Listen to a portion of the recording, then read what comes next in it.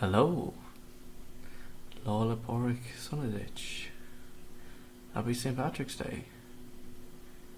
I don't know where everyone is because they said they were following me, and yeah, okay. Well, perhaps they'll join us along the way.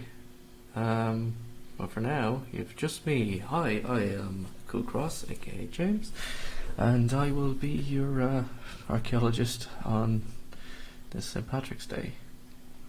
Yeah, if you're feeling generous, below is a link to the Streamlabs where I'm currently collecting funds to put towards just general tabletop things, so like World Anvil and Roll20 and whatnot. So yeah, if you want to help me out, links below. So, as today's St. Patrick's Day, Ash had specifically requested a special St. Patrick's Day episode. So today will be donated towards the figure of St. Patrick and where the concept comes from, I guess. So started off in the beginning. St. Patrick might not be as he is, I guess, thought of today. It might not actually be a real person. In fact, he might actually be three people. I've forgotten who the second one is, but I know the first one is Palladius, and the third one being a man named Patrick. So it could just be a combination of the three to create the one person. But yes, so let us speak a little bit about why St. Patrick is remembered. He's remembered as the man who drove the snakes out of Ireland and the man who brought Christianity to Ireland, both of which are untrue. The snakes didn't really come to Ireland after the Ice Age because, glaciers and cold, and snakes tend to not like that. And the Christianity was already in Ireland because Palladius is believed to have been the man to have brought Christianity to Ireland. In fact, St. Patrick arrives in Ireland a year after Palladius. So, yeah. Moving on. So who is this Palladius man? So Palladius was a noble from Gaul who was appointed by Pope Celestine, the first bishop of the Scoti, in 431 Anno Domini. So that is the Scoti being the Irish Scoti, or modern pronunciation Scot, originally being Ireland, because Scot means Ireland, and Scotland was, put it this way, in high medieval times, the word or the reference Greater Scotia was referred to as Ireland and Lesser Scotia was Scotland. But yeah, that's a small little sidebar. So St. Patrick himself, Palladius is believed to have died sometime around 457 or 461. I think there's a number that's cut off there, which is inconvenient, but we shall power. It is 461. But yeah, moving swiftly on. Who is St. Patrick? So St. Patrick was born it is believed in 385 Anno Domini. He was the son of Calferensis and grandson of Potitus, who was a priest, a clergyman at least, in Roman Britain. Possibly, hang on, I've got it next to me here. Let's see if I can try and pronounce the name of it. Because Patrick is from a village known as Banavenom taburniae. Barnavenom taburniae, which we believe to be to have been in Wales, possibly. We don't quite know the answer to that question. But yeah, as he says himself, he was enslaved at 16 and was brought to Ireland, where he was a slave. Yeah, so he was enslaved and kept in a wood close to the western area, so in the west of Ireland. So it is believed to either be somewhere in the region of Slieve-Mish in County Antrim or Killala in County Mayo. Those are both within range of Croagh Patrick, which is the mountain which bears his name, and where a chapel to him exists on the summit. St. Patrick, a lot of things are kind of references to him in general, not all of them being necessarily true. It's just he's a well-known figure with certain things attributed to him because he's just famous. As we spoke before with Cuchulainn and Finn McCool, interesting stories, not necessarily true, some odd little tidbits thrown in there. Speaking of which, we had previously spoken about some things of note about these figures, and I had a joke aside for the guys here who I don't know where they are, about we mentioned using D&D terminology to describe certain things about them, like Finn McCool, for instance, had a magical spear. Well, St. Patrick actually had an incantation which he could cast on himself, inverted commas, to protect himself from being harmed.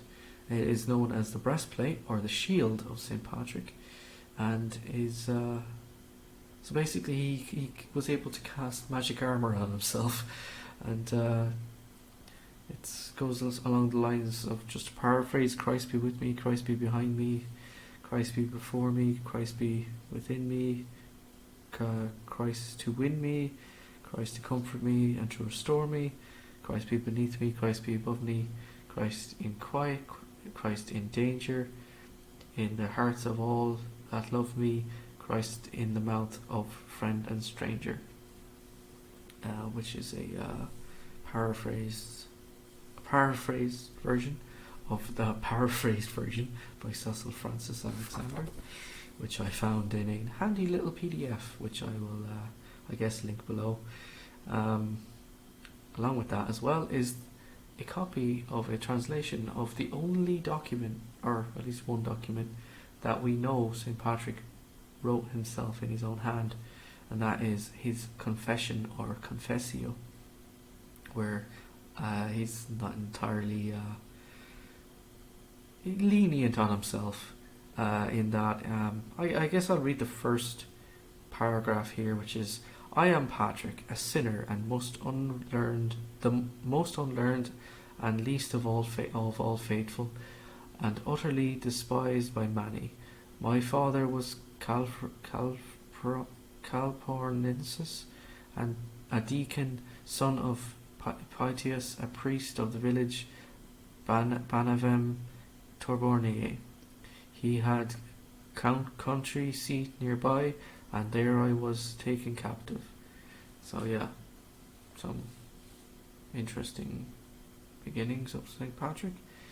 He was sent to Ireland, not necessarily to bring Christianity, but sent to Ireland in around 432, and yeah, he kind of adventured around and helped spread the word of Christianity around in Ireland, or in modern English, or modern eyes.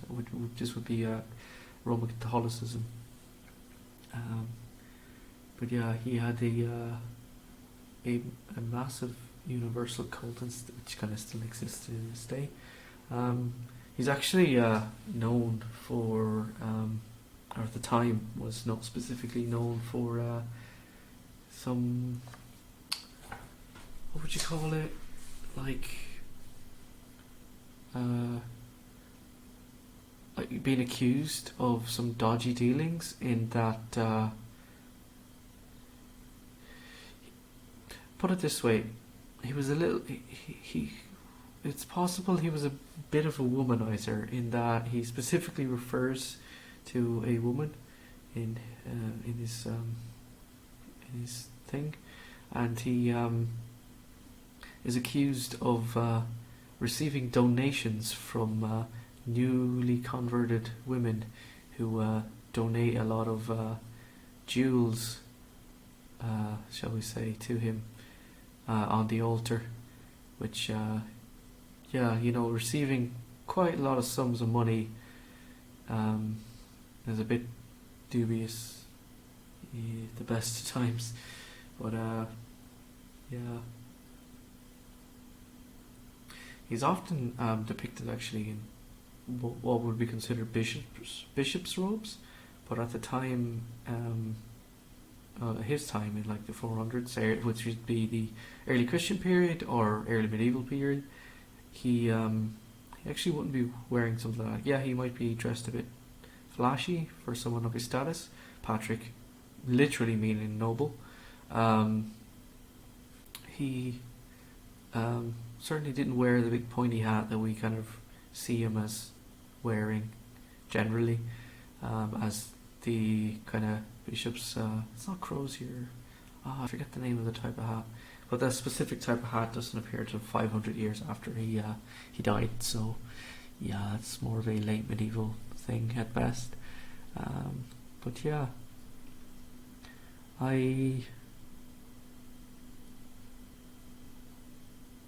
so his mission to Ireland lasted sometime between 432 to 461, because we're not entirely sure when he died, because the confusion with Palladius and the other figure. So he died either in 461, or he arrives in Ireland in 461 around the time of the death of Palladius, and continues his mission until 493, but we're not entirely sure. Off the top of my head, I can't quite really think of anything quickly, because these things are really designed to be conversations, and we're like 13 minutes in and I'm already running out of material.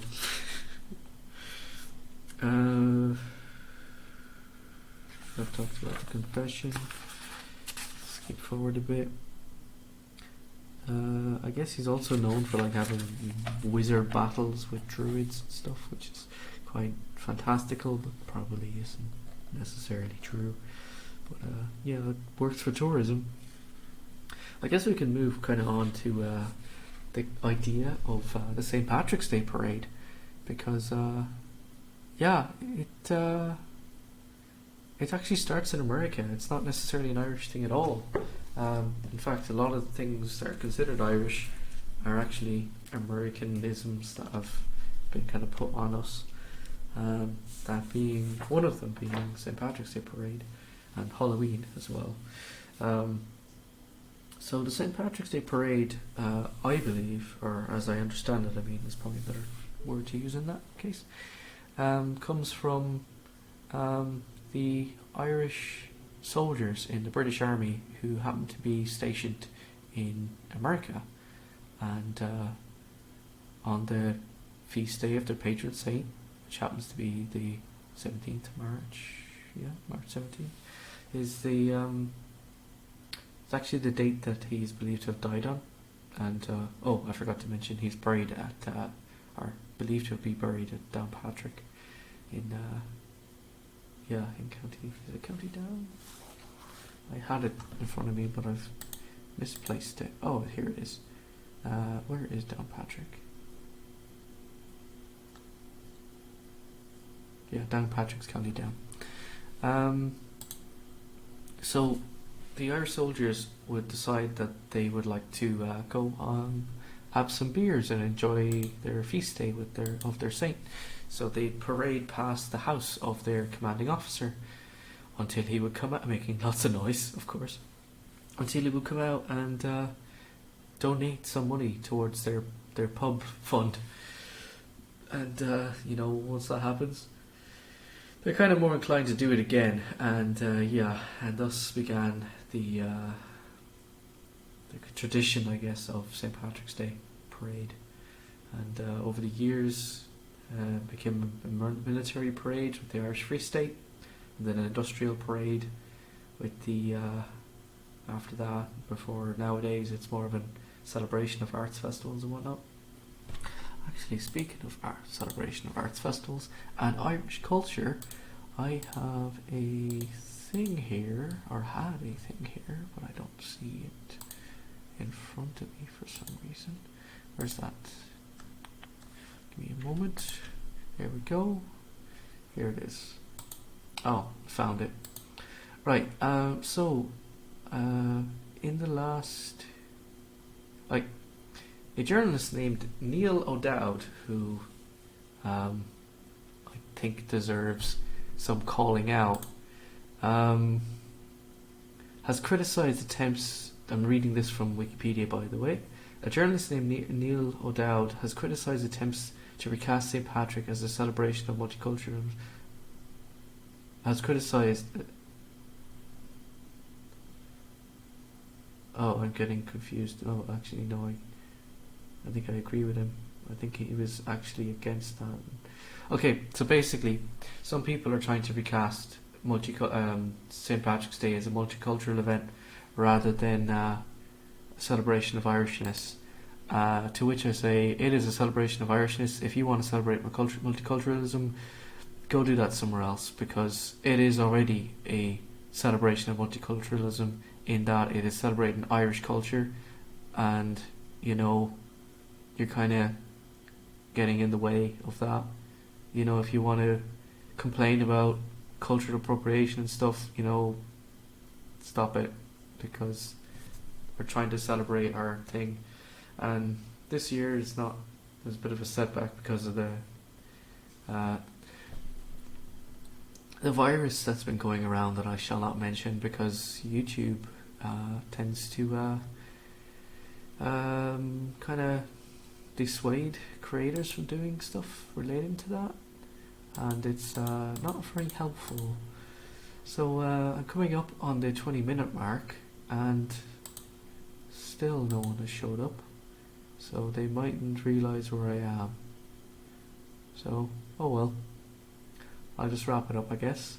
In the background, actually, you'll notice a link or a image for the poster for season 2 of the Spice Wars, in which I've joined the team, playing Esk, the company's demolitions expert and mechanical engineer. So yeah, check that out. It's over on Stu's channel, Master Stu, that is. I'll put a link below. Other than that, yeah, I'm kind of thinking of shortening these episodes down a bit, because I'm kind of wondering, because the viewership has been dropping off significantly, so I'm kind of wondering, are they just too long? But yeah, for now I was doing 10-20 minutes ish. So yeah, thanks very much for watching. I have been Code Cross. If you are feeling generous, there's a link below for the tabletop fund. Please consider it at least, and no pressure, by the way. So yeah, thanks for watching. See you all next time. Bye.